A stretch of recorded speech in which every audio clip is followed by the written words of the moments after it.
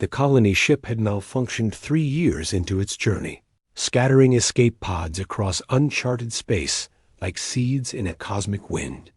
When the man's pod finally crashed onto the forest planet, he emerged alone into a world of emerald canopies and crystalline streams.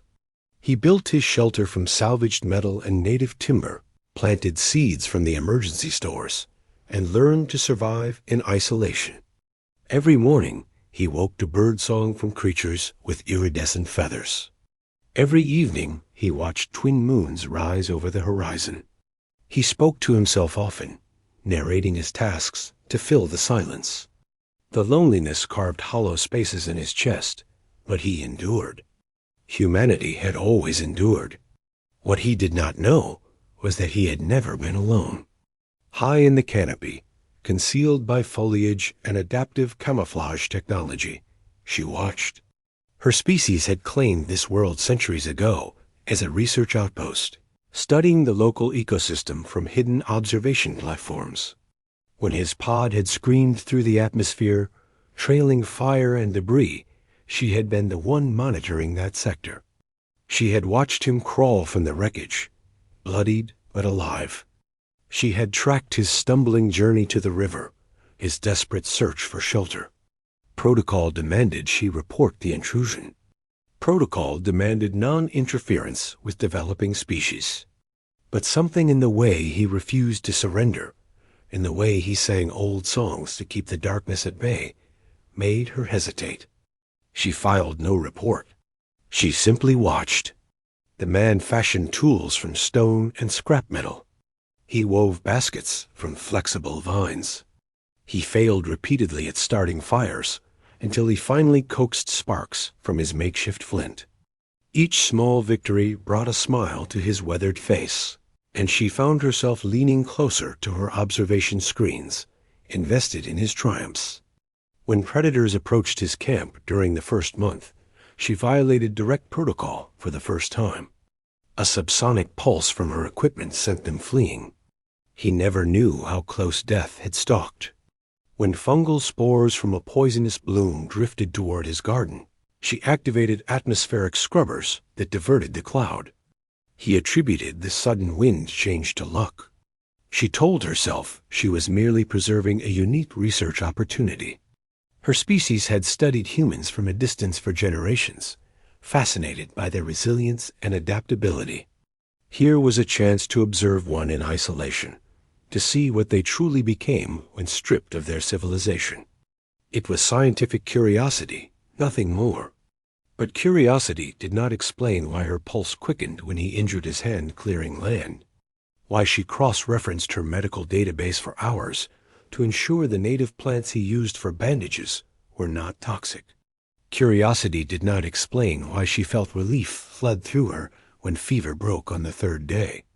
The man established routines that structured his solitude. He woke with the sun, tended his expanding garden, explored the surrounding forest in careful increments. He kept a journal on salvaged electronic paper, documenting the local flora and fauna with meticulous detail. He was a good observer, she noted. He noticed patterns in animal behavior, seasonal changes in vegetation, the subtle relationship between the planet's dual moons and tidal effects on the river. He was intelligent. More than that, he was thoughtful. He took only what he needed from the forest, replanting and rotating his harvests. He built small shrines from river stones, placing offerings of woven grass and carved wood. Not religious symbols, she realized after weeks of observation, but memorials. Each stone represented someone from the colony ship. Hundreds of stones eventually surrounded his shelter. She found herself speaking to him sometimes, though he could not hear her. When he puzzled over a mechanical problem, she murmured suggestions, knowing the irony that her words dissipated unheard in her observation pod. When he sat by his fire and recounted memories of Earth to the flames, she listened as if he spoke directly to her. The second year brought challenges that tested even his considerable resourcefulness. A blight struck his garden, withering crops overnight. She watched him work desperately to save what remained, going days without proper sleep. Her fingers hovered over controls that could have deployed counter-agents, but she held back. He needed to solve this himself. Humanity's strength came from overcoming, not from hidden assistance. He burned the infected plants, started again with stored seeds, and implemented rotation patterns that naturally resisted the blight. She felt an absurd surge of pride. During the 3rd year, something shifted in him. The constant narration ceased. He moved through his routines with mechanical efficiency, but little joy. He stopped carving, stopped singing, stopped adding to his journal. The isolation was finally breaking him, she realized with growing alarm. Humans were social creatures. Even the strongest could not withstand complete solitude forever. She increased her monitoring, watching for signs of dangerous despair. When he stood at the cliff edge one evening, staring down at the rocks below for long minutes, she prepared emergency intervention protocols. Her hand shook over the controls. If he jumped, she would have seconds to activate the gravity cushion. It would expose her presence, end her observation, probably result in severe disciplinary action. She did not care. She would not let him die. But he stepped back from the edge. He returned to his shelter. The next morning, he began to carve again. The 4th year brought her own crisis. Her rotation was ending. Another observer would take her place. She filed the required reports, carefully omitting any mention of the human. Her replacement would discover him soon enough. She told herself it did not matter. Her work was complete. She had documented a human in isolation for nearly 4 years. The data was invaluable. She did not mention the subsonic pulses that had saved him from predators. She did not mention the atmospheric adjustments the gravity cushion held perpetually ready. She did not mention the nights she had watched him sleep, monitoring his biometrics for signs of illness. She did not mention that somewhere in the 3rd year, watching him overcome yet another obstacle through sheer stubborn determination, she had fallen completely, irrevocably in love with him. Her people did not love easily. Relationships were logical arrangements based on genetic compatibility and shared goals. What she felt defied all rationality. He did not know she existed. They had never spoken. He was not even the same species. Yet her heart ached at the thought of leaving him. The replacement arrived on schedule. A young male, eager and efficient.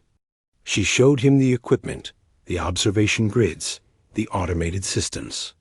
She did not show him the human. On her final night, she made a decision that would have appalled her superiors. She descended to the surface. Her camouflage kept her invisible as she approached his shelter under cover of darkness. He slept peacefully, face relaxed in the firelight. She could have reached out and touched him. Instead, she simply stood there, memorizing every detail. She left gifts. Not anything obviously artificial, nothing that would frighten him. River stones that were particularly smooth, arranged in a pleasing pattern near his memorial site. Rare medicinal plants transplanted near his garden. A fallen branch cleared from his usual path. Tiny acts that would appear natural, but might bring small comforts. As the first moon set, she whispered words he would never hear. "Thank you," she told him, "for showing me what strength truly means, for teaching me that isolation could be overcome with purpose and determination, for making me believe that connection could exist without words or presence, that love could bloom in the spaces between observation and admiration." She returned to her pod and departed the planet at dawn. The man woke to discover the branch cleared from his path. He noticed the stones, the new plants. He stood very still, looking around the forest with new awareness. For the first time in 4 years, he spoke aloud with purpose rather than habit. "I know you're there," he said quietly. "I don't know what you are or why you've helped me. But thank you. Light years away, Accelerating toward home, she played back that recording again and again. He had known. Perhaps not everything, but something. Humans were more perceptive than her people credited. The young replacement filed a report 3 months later. He had discovered the human and was requesting first contact protocols. The response was immediate and severe. Extraction team dispatched. Observer recalled for disciplinary review. The human would be relocated to a proper colony. She did not regret her choices. She had kept him alive until help could find him. She had witnessed the indomitable human spirit that her people studied but never truly understood. She had learned that the greatest strength was not surviving alone, but remaining human despite the solitude. And she had loved, which her people said was impossible across such divides.